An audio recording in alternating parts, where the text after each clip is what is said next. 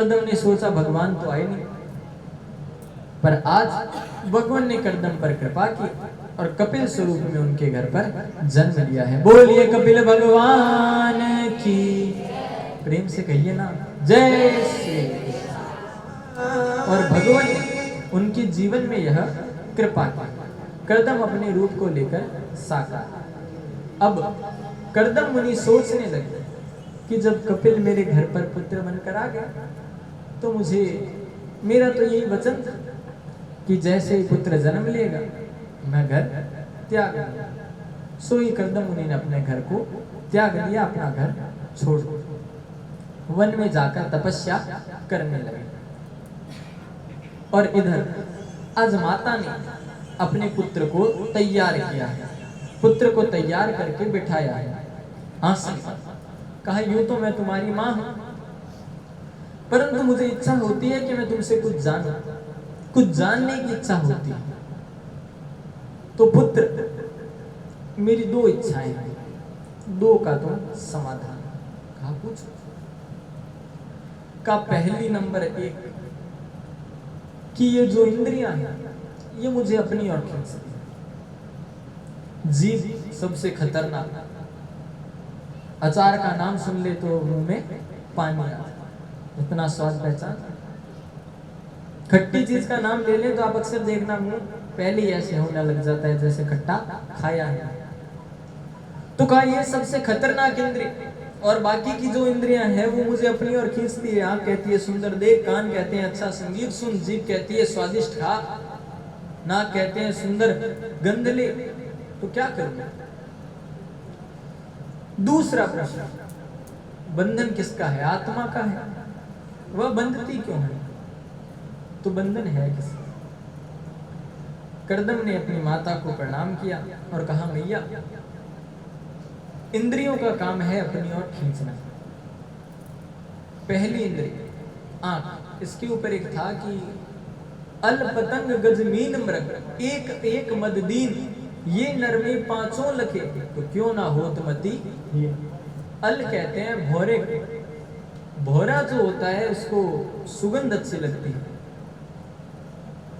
वो जाकर फूलों से उसका रस लेता है, रस खींचता है, फिर दूसरे में चला जाता है। पतंगा सौंदर्य उसको अच्छा लगता है, वो दीपक के पास जाता है और उसकी रोशनी के पास पास घूमता है। गज हाथी, हाथी काम का चहेता होता है, उसको हथनी चाहिए अपने आसपास। मीन मछली रस की चहेती, शिकारी पकड़ने के लिए आटे की गोली लगाकर डालता है, वो जीभ में लगाकर बाहर आ जाती है और बाहर आकर उसे मरना पड़ता है। मृग हिरण संगीत का चहेता, शिकारी बंसुरी बजाता है, हिरण सुनने लगता है, तीर मार देता है, उसको मरना पड़ता है। भौरा फूल का जाकर के रस लेता है, सुगंध लेता है, फूल शाम को बंद हो जाता है, उसको उसके अंदर मरना पड़ता है। पतंगा सौंदर्य का चहेता, आग के पास पास घूमता है और अंत में इतना पास चला जाता है कि जलकर मरना है। हाथी को काम के कारण, मृग को संगीत और मछली को रस के कारण। अल पतंग गजमीन मृग एक एक मददीन, मद कहते हैं नशे को, कि चाहे भौरा है, हाथी है, मछली है, इनमें एक एक नशा है, किसी में सुगंध का, किसी में खाने का, किसी में काम का। ये नर में पांचों लखे तो क्यों ना हो तमतिहीन, परंतु मनुष्य में तो ये पांचों हैं। सुंदर से सुंदर दृश्य भी चाहिए आंखों को देखने के लिए, अच्छे से अच्छा खाना भी चाहिए, सुनने को सुंदर संगीत चाहिए, काम का चहेता भी है, यानी पांचों नशे उसके अंदर है, तो क्यों ना हो मतिहीन। इसलिए माता आपकी इंद्रियां हैं वो आपकी ओर खींचेगी, उन्हें आप रोक नहीं सकते, पर प्रत्येक इंद्रिय का मुख भगवान की ओर मोड़कर अपनी ओर मोड़ो, उसका पाप नहीं लगता। दिल करता है, मन करता है अच्छा खाऊं तो खाओ, पर पहले भगवान के चढ़ा दो फिर खाओ, उसमें तुलसी का पत्ता डाल दो फिर खाओ, पर भगवान के तामसिक भोजन नहीं चढ़ता, ये ध्यान रखिए। कि आप प्याज की सब्जी बनाए, उसमें तुलसी डाल कर कह दें भगवान रोको, ऐसा नहीं, तामसिक चढ़ता ही नहीं। तो कहा इंद्रियों का मुख अपनी ओर मोड़ने से पहले भगवान को समर्पित करके मोड़ो, वो तुम्हारे ऊपर किसी प्रकार का प्रभाव नहीं डाले। दूसरा बंधन, तो आत्मा तो जन्म ही नहीं लेती, वो तो अमर है, तो उसका बंधन तो होता ही नहीं है। मन का बंधन हो सकता है, और मन का बंधन होती है ममता। प्रेम नहीं बांधता, ममता बांधती है। एक माँ अपने बच्चे से दूर नहीं रह सकती।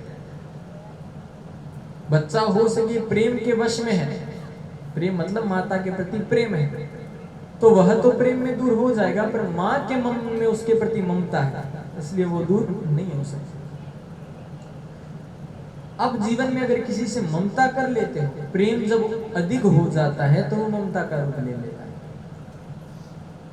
और ममता नाशकारी होती है कि हम किसी के बिना रह नहीं सकते, वो आपकी ममता बन जाती है।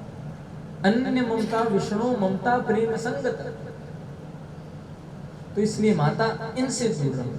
और भगवान को प्राप्त करने के मुख्य 9 रूप हैं, जिसे तुम 9 भक्ति के रूप में जान सकते हो।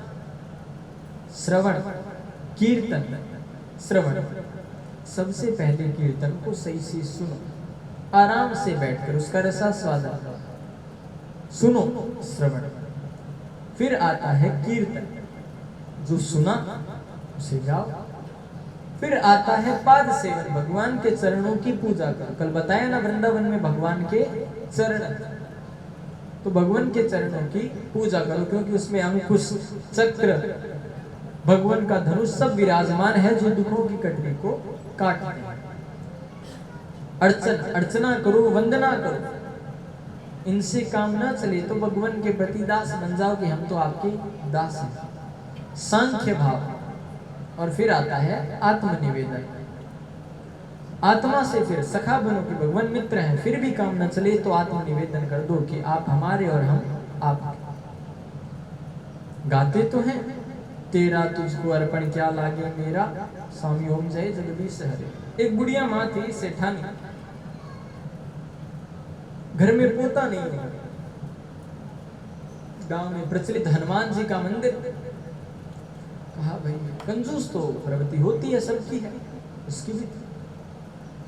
कहा हनुमान जी से आज विनती कर लेती हूँ, पोता हुआ तो। फिर सोचने लगी 1.25 मणि तो ज्यादा हो जाएगी ना, चलो मंदिर जाके सोचे। मंदिर पहुंची तो बाहर लगा था अमरूद का ठेला, सेव भी थी, सब फल थे। मैया ने कहा ये अमरूद ये सेव, कहा देखो सेव तो ये भाव है, अमरूद के ये भाव है। कहा सेव लेंगे तो फिर अच्छा ही लेंगे। सेव तो उसने बोल दिया भाई 100 रुपए किलो। करे ना, इतना महंगा भगवान को थोड़ी चढ़ाएगा। ये किनारे जो सेव पड़ी है ये, उसने कहा माता रानी ये सेव गल रही है, ऐसे ले जाओ, ऊपर से ये पिलपिली हो चुकी है एकदम, पानी भरा हुआ है इनमें ऊपर। कहा देखो फ्री तो लेंगे नहीं, 1 रुपया इनका देंगे, काटा 1 रुपया दे दिया, सेव ले ली। जाकर एकदम सीधी खड़ी हो गई हनुमान जी के सामने, पंडित जी को बुलाया, एकदम सम्मान से सेव दी, हनुमान जी को चढ़ा दी। कहा बाबा ये प्रसाद समझ लेना, घर पे पोता दे दो। भगवान बेचारे बोले, 1 माह के अंदर घर में पोता हो गया। बड़ी खुशी हुई, आनंद से उत्सव मनाया, झूम झाम। घर पर लेके आए पोते को, तब पता चला कि उसके सिर में पानी भरा हुआ, उसकी अवस्था सही नहीं है। तो पोते को लेकर हनुमान जी के मंदिर गई। कहा बाबा ये कैसा पोता दे दिया, आज तो तेरे मंदिर से ऐसे नहीं जाऊंगी, तूने मेरे ये हाल किया है। पुजारी कहा भाई शोर क्यों कर रही है? कहा ये पोता दिया है, अब इसके ऊपर लाख रुपए लग जाएंगे सही कराने में। तो कहा अगर उस समय 100 रुपए किलो सेव ले लेती तो आज ये 1 लाख लगाने नहीं पड़ते। ये लो तुम्हारी सेव, तुम्हें को वापस दो। जैसी तुमने सेव दी वैसा तुम्हारा पोता। हम अपने घर का जो काम होते हैं ना, बेटी की सास को साड़ी देनी अच्छी से अच्छी, जरी से जरी लगी हुई चमकदार, और भगवान के पुजारी को धोतिया देना है तो 35 रुपए वाला ले आओ, काम सर जाएगा। अपने को तो काम निकालना है, उनको कौन सा पहनना है। अब भाई वो पहने ना पहने, तुम्हारा कर्म तो देना है ना। पर कंजूस प्रवृत्ति नहीं जाती। तो पहले दिन बताया ना, वो फिर पैसे 5 रुपए की पर्ची 5 लाख बन जाता। आप अगर धर्म में नहीं लगा रहे तो इसका मतलब ये नहीं है कि भगवान आप पे रुष्ट है। भगवान रुष्ट नहीं है, हमारे पर अक्सर रूठती प्रकृति है। भगवान किसी ने नहीं देखा, पर 5 रूप में, पृथ्वी, जल, वायु, अग्नि और आकाश रूप में भगवान हमारे साथ रहते हैं। कोई हमें देखे ना देखे, ये 5 में से एक चीज हर जगह पर होती ही है और हमें देखे। तो कहा माता ऐसा भाव नहीं होना चाहिए। उसी प्रसंग में चल रही है सारी कथा। कहा माता भाव है, अगर तुम कंजूस भी हो कोई बात नहीं, पर अगर तुमने अपनी प्रवृत्ति बदल ली भगवान के प्रति, या तो प्रवृत्ति एक रख। एक सेठ जी थे महाकंजूस, भजन किया ही नहीं, नाम ही नहीं लिया भगवान का। अब बूढ़े होने लगे तो लोगों ने कहा यमराज आएंगे, ऊपर लेकर जाएंगे, ऐसे घसीटेंगे, ऐसे मारेंगे, ऐसे तुम्हारा बड़ा निकालेंगे। तो सेठ जी के मन में डर लगने लगा। भक्ति नहीं आई, गौर से सुनिएगा। सेठ जी के मन में भक्ति नहीं आई कि भगवान का भजन कर लो, वो डर है कि यमराज के लोग ले जाएंगे, ऐसे करेंगे, वैसे करेंगे। पोते ने कहा दादा क्यों करते हो, कुछ दान कर दो, कुछ पुण्य का काम कर दो तो अच्छा हो। आज सेठ जी ने अपनी 60 वर्ष पुरानी अटैची थी, नीचे खोदते खोदते एक सिक्का निकला। कहा ये पुराना भी हो गया, लगता नहीं अब चलता होगा, चलो इसे लेकर चलते। हाथ में उसको ऐसे रखकर बंद कर लिया मिट्टी के, गिरना नहीं चाहिए। कैसे तो दान देने जा रहे हैं, एकदम कष्ट। जून का महीना था, मंगलवार का दिन, हनुमान जी के मंदिर पहुंचे तो वहां लगी हुई लंबी भीड़। सेठ जी का मन तो नहीं कर रहा, तो कहा भाई दान तो आज करें। सिक्के को बार बार और कस के पीस रहे हैं, भीड़ में लग गए। ये गर्मी का महीना, पसीना आ रहा है। कहा देखो भगवान भक्ति कर रहे हैं तुम्हारे लिए, इतना पसीना बहाकर ही दान करेंगे, पर आज करेंगे। भीड़ बढ़ती गई बढ़ती गई। अब आया मंदिर सामने, सामने है हनुमान जी। सेठ जी का सारा शरीर पसीने से भीग गया। अब सोचे कि भाई अब तो खोलना पड़ेगा, मंदिर आ गए, आपको चढ़ाएं। तो हाथ खोला तो वो पूरा पसीने से हाथ भरा हुआ। तो कहा अच्छा मित्र, तुम भी मुझसे दूर जाना नहीं चाहते, रो रहे हो। वापिस उसे अपनी जेब में डाला। मंदिर का पुजारी देख रहा, कहा क्या हुआ? कहा ये सिक्का रो रहा है कि दूर जाना नहीं चाहता। तो वो समझ गया कि सिक्का रोए ना रोए, सेठ जी का मन रो रहा। तो कहा चलो सेठ जी भजन कर लो। कहा यही तो नहीं हो रहा, ये दान मान पैसे हमसे नहीं लगाए जाते, और कोई भक्ति बता दो। कहा तब तो ठीक है, कोई जरूरी थोड़ी है पैसे लगा। शरीर 24 घंटे को 3-3 घंटे डिवाइड कर लो, 3 बार में भाग दे लो। 8 घंटे सो, 8 घंटे वजन करो, 8 घंटे कमाओ। क्या 8 घंटे वजन? ना ना। तो कहा 6 घंटे कर लो। कहा इतना समय नहीं। कहा 21 घंटे करना है, जो करो, 3 घंटे तो वजन कर लो। कहा दुकान में नौकर सामान इधर का उधर कर दे, घर समय पर नहीं पहुंचूं तो ये अपनी बहू को डांट देंगे, तो इतना समय। कहा अच्छा ऐसे करो, हनुमान चालीसा कर लिया। सेठ जी ने कहा पोता आ जाता है, जैसे ही करने बैठता हूं कभी इधर कूदे कभी इधर कूदे। तो कहा मत करो, केवल इतना बोल दिया करो, संकट कटे मिटे सब पीड़ा, जो सुमरे हनुमत बलबीरा। का इतना करने से फिर मतलब, इतना करने से तो अच्छा हम कुछ करें ही नहीं। कहा ये आदमी टेढ़ा है थोड़ा। कहा सुनो, ना तुम्हारा धन लगेगा ना समय लगेगा। जब दुकान में देख लो कोई ग्राहक नहीं तो एक जगह बैठ जाया करो, सोचा करो मैं भगवान का पार्षद हूँ, भगवान को उठा रहा हूँ, कपड़े पहना रहा हूँ, सुला रहा हूँ। करना कुछ नहीं है, मन से सोचना है। कहा खर्चा नहीं है, फिर कोई भक्ति कर लेंगे, अपने कोई चिंता नहीं। ठीक है, कहा चलो ये तो कर। सेठ जी दुकान गए। आज देखा दुकान में, जून का महीना तो गर्मी है, तो कहा दोपहर में अब कोई आने वाला नहीं। तो गिद्दी पे बैठ गए अपने जहाँ बैठे थे, आंखें बंद की। मैं भगवान का पार्षद हूँ, भगवान को उठाया, नहलाया, सुला दिया, चलो कोई धन नहीं लगा, अपनी भक्ति हो गई। मन में सोच रहे। दूसरे दिन, तीसरे दिन, 1 महीना निकला। जो सेठ जी की भक्ति 1 मिनट की थी वो 1 घंटे की हो गई।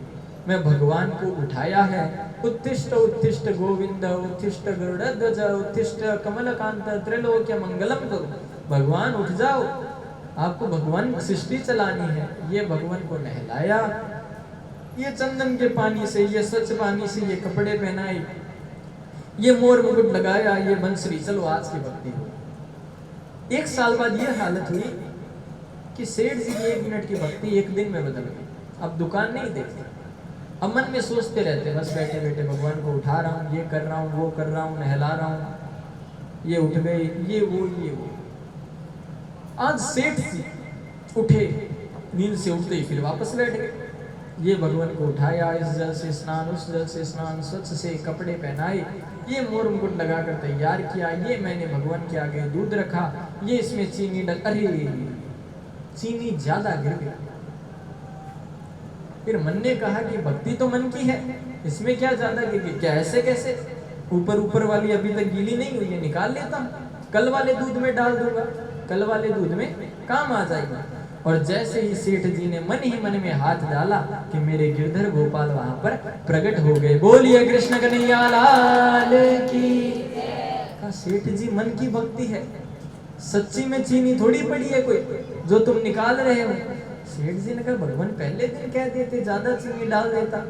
कहा मैं ज्यादा चीनी डालने से नहीं मिलता, तुम मेरे भाव में इतना खो गए कि तुम्हें ऐसा लगा कि तुमने चीनी सचमुच में ज्यादा डाल दी है, इसलिए मुझे आना पड़ा बताने के लिए कि ये सचमुच की भक्ति नहीं। तो हम ऐसी भक्ति न करें, नहीं ऐसी ही करें कि भगवान के प्रति अपने आप को फिर इतना ढाल देवे कि फिर अन्य बातों का ध्यान नहीं देवे कि बहू क्या कर रही है, सास क्या कर रही है, उससे मतलब मत रखो। कि एक बार मैंने कथा सुनी थी कि एक सास, अब बहू तो इसलिए लड़े कि मैं पढ़ी हुई हूं, पढ़कर आई हूं, और सास इसलिए उसे डांटे कि मैंने अपने जीवन में 60 वर्ष का अनुभव लिया, मुझे जैसे मेरी सास ने रखा तो भी वैसे आदर से रह, थोड़ी आंखें झुकाकर बात कर, थोड़ी तमीज लहरे दायरे में रह। बहू सोचे मैं पढ़ी लिखी, मैं किसकी बात मानूं, इनको आज के जमाने का क्या युग का ज्ञान। तो बहू अब झाड़ू भी निकाले तो 60 कोई ना कोई उसमें कसर निकाल के डायलॉग दे जाता। बात इतनी बढ़ गई कि सास बहू में तलाक की बात आ गई कि अब एक साथ में नहीं रह सकते, कोई हालत में एक साथ अब नहीं रहेंगे, हर बात में कसर, हर बात में गलती निकाल। बहू सोचे मैं क्यों चुप हूं, और सास सोचे मैं क्यों चुप हूं। लड़ाई हो गई भीषण। एक मंदिर में एक महात्मा आए, तो लोगों ने कहा भाई बड़े जानकार है, चमत्कारी है, ये वो। काटी चलते हैं। बहू गई, कहा बाबा प्रणाम। बाबा ने कहा दूसरों का ये सास ने परेशान करके रखा है, अब जीना दुबर है, अब जी नहीं पाऊंगा। महात्मा ने कहा सास के पीछे तू क्यों मरे भाई, कारण तो बता। कहा हर समय बोलती रहती है, मैं तो कुछ बोलती ही नहीं, हर समय वही वो बोलती है। महात्मा जी ने सोचा कि अगर ये ना बोले तो लड़ाई ही ना हो, बात तो दोनों तरफ से है, ताली तो दोनों हाथ से बज रही है, तभी लड़ाई बढ़ रही है। कहा अच्छा ठीक। अपने पास में एक पानी की छोटी सी बोतल पड़ी, कहा बेटी ये देखो, ये जमुना जी का केदारनाथ से स्नान करवाकर गंगा में घोल कर लाया हुआ अभिमंत्रित जल है। तुम्हारी सास जैसे ही कुछ बोलने लगे ना, एक घूंट लिया और अपने मुंह में रख लेना, और जब तक वो चुप ना हो इसे थूकना मत, और फिर जाके बाहर थूक कर आ जा। काट। आज सास ने झाड़ू निकाली, सास बोलना शुरू कर दी, ये देख यहाँ नहीं निकाला, ये उसने एक घूंट लिया और मुंह में धर लिया। अब सास बोलकर कितना बोलती। 1 घंटे बाद सास चुप हो, दूसरे दिन तीसरे दिन ऐसे लगाता। आज वो दिन आ गया जब सास ने उसने झाड़ू लगाया, पर सास कुछ नहीं की। वो औरत गई बाबा जी के पास, कहा बाबा जी कृपा कर दिया, आपके अभिमंत्रित जल ने तो सास कुछ बोलती नहीं है। तो शिष्य बोला कि आपने इतना ज्ञान दिया, कहां कहां से जल लाए हैं, 1 मिनट पहले तो मैं टूटी से जल भर के लाया था। कहा बेटा जल ने कोई काम नहीं किया, काम किया इसके चुप रहने में, इसके मौन रहने में। अगर ये चुप हो जाती तो वो बेचारी क्यों बोलती। और अगर वो बोलती नहीं तो ये लड़ाई क्यों होती। इसलिए जीवन में कहीं कहीं पर मौन भी रहना जरूरी होता है। प्रेम से कहिए ना जय श्री कृष्ण। क्योंकि हमारा जो विश्वास होता है ना, वह सबसे अधिक पावरफुल, जिसे ताकतवर कहते हैं, वो होता है। कपिल मुनि अपनी माता को वर्णन करते हुए बतलाते हैं कि भगवान के प्रति सबसे पहले विश्वास रखो। विश्वास में शक्ति, बिन जाने होए ना प्रतीति और बिन प्रतीति होत ना प्रीति। अगर आप किसी के प्रति विश्वास नहीं करोगे तब तक आप उससे प्रेम नहीं कर पाओगे, और जब तक प्रेम नहीं, विश्वास नहीं, तो उससे संबंध कैसे जोड़ोगे? फिर संबंध नहीं जोड़ते। एक किसान था, उसके पेट में पथरी थी, बहुत बड़े बड़े डॉक्टरों से इलाज कराया, कोई हल नहीं निकला। आज उसको सूचना मिली कि पास वाले गांव में एक वैद्य आए हैं जो बड़ा अच्छा इलाज करते हैं और उनके इलाज के बाद कोई रोग होता ही नहीं। उसने कहा अच्छा? कहा हाँ। कहा चलो कल ही चलते हैं। अगले दिन वेद जी के पास पहुंचा। किसान अनपढ़, एकदम पढ़ा लिखा बिल्कुल भी नहीं था। वेद जी ने कहा हाँ बताओ। कहा पथरी है। तो कहा एक्सरे करवाओ। एक्सरे करवा कर लाई, उसमें पथरी थी। तो कहा क्या? कहा सब कहते हैं कि आप एक बार में ठीक कर देते हो, बड़ी आस लेकर आया हूं, मुझे भी तैयार करना। तो वेद जी ने जो जो दवाई बतानी थी वो कागज पर लिख दी। कहा ये लो, 4 दिन की दवाई है। ध्यान से सुनिएगा, वेद जी ने वो कागज पर कुछ दवाइयां लिख कर दे दी। कहा ये 4 दिन की दवाई है, 2 सुबह 2 शाम, 2 सुबह 2 शाम, 4 दिन लेनी है, तुम 5वें दिन तैयार हो। का पक्का? का एकदम? का ठीक। किसान बेचारा अनपढ़, पढ़ा लिखा था नहीं। अब उसको वो समझ ना आए उस पर क्या लिखा हुआ। उसने कहा 2 बार लेनी है, मतलब ये पर्चा जो है इसको 2 बार फाड़ लो, 2 सुबह लूंगा 2 शाम। तो उसने पर्चे के जो लिख के दिया था उसके टुकड़े टुकड़े कर लिए। 2 पानी के साथ सुबह गिट लेता, 2 रात को गिट लेता। 4 दिन हुए। 5वें दिन गया, कहा लो एक्सरे करवाओ। एक्सरे करवाया तो उसमें पथरी गायब। कहा आपकी दवाई ने कमाल कर दिया, एकदम तैयार हूं अब तो मैं, इतनी सी भी पथरी नहीं है। तो कहा चलो ठीक है, वो पर्ची दो, उसमें मैं जो जो दवाई बंद करनी है वो बंद कर देता हूँ, जो चालू रखनी है वो चालू रख। कहा कौन सी पर्ची? कहा जो मैंने दी थी दवाई लिखकर। कहा वो तो मैंने ले ली। कह रहे दवाई लेनी थी, पर्ची थोड़ी कि दवाई क्या? कहा वो दवाई दुकान से वो जो लिखा था वो देता। कहा अरे मैंने तो वो पर्ची को फाड़ कर ही ले लिया। कहा फिर भी असर कर गई। कहा देख लो। यानी उस किसान को उस डॉक्टर के प्रति इतना विश्वास हो गया था कि इसने ये जो दिया है ये मुझे काम करेगा, और उसने काम किया। जब तक हमारे मन में विश्वास नहीं होगा किसी के प्रति, चाहे भगवान, ये आप हाथ में पहनते हो ना वो नग रतन, और वो भले ही पूरी माला पहन लेना, वो काम नहीं करेंगे जब तक उसके प्रति आपको विश्वास नहीं है ना कि ये काम करेंगे। पूरे सज के बैठ जाना, ऊपर से लेके नीचे तक रतन ही रतन। अगर विश्वास एक रतन के प्रति भी होगा आपको कि ये मुझे असर करेगा, तो आपको जीवन को बदल देगा। प्रेम से कहिए ना जय श्री, बोलिए कृष्ण कन्हैया लाल की। कपिल भगवान अपनी माता को उपदेश करते हुए अष्टांग योग बताते हैं। यम, नियम, प्राणायाम, प्रत्याहार, ध्यान, धारण, आसना और समाधि, 8 योग। यम के द्वारों का वर्णन, नियम क्या हो, भक्ति के प्रकार कैसे हो। सबसे महत्व बात है जितासन, कि जिस आसन पर तुम बैठते हो उस पर ज्यादा से ज्यादा बैठे रह सको, ये प्रयास करो। फिर आता है जित श्वास, कि सांस सांस को जीतने का प्रयास करो, क्योंकि श्वास श्वास पर कृष्ण भजी, वृथा श्वास जनि खोए, और ना जाने या श्वास की आवन होए ना होए। हर श्वास को कृष्ण में बना। हम लोग सोचेंगे भाई हर समय भजन करने बैठ जाए तो कमाएगा कौन? तो आपको ये नहीं कहा जाता कि आप कमाई छोड़, कमाना पहला धर्म है। बीबी बच्चों को, माता पिता को भोजन देना वो धर्म है। पर अगर आप 24 घंटे में से 24 मिनट भी भगवान के काम में नहीं देते हो तो फिर आप वो अधर्म करते हो। उतना समय तो भगवान को दो। आजकल हमारी भक्ति है भगवान के प्रति केवल फॉर्मेलिटी की दिखाने वाली। शाम बज गई तो शाम हो गई, 7 बज गई, 2 अगरबत्ती जगाई, इधर उधर पूरे में घुमाई, धुआं करा और टांग दिया, जय हो। सेवा इतनी ही रह गई आजकल। बोलना 5 बजे से शुरू कर देंगे, हमें सेवा करनी है, सेवा करनी है, और 7 बजे वो 2 मिनट वाली सेवा होती है। वो 2 मिनट वाली भी सेवा मान्य होगी अगर आप में भाव है, तो उसमें भाव होने का तो सवाल है ही नहीं। क्योंकि दादी माँ माला करते हुए तो 15 बार चुन्नू को डांटती है, 25 बार बीननी से दूध मंगवाती है, 26 बार पड़ोसी का हाल पूछती है। वो माला फिर सही थोड़ी।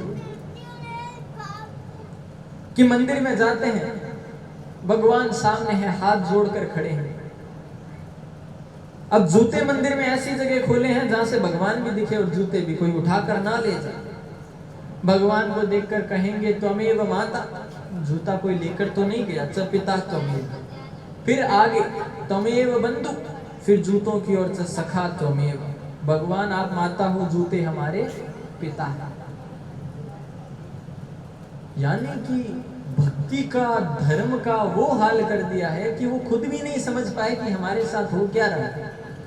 इसलिए हम दिन प्रतिदिन व्रत में जा रहे हैं, हमारा पतन हो रहा है।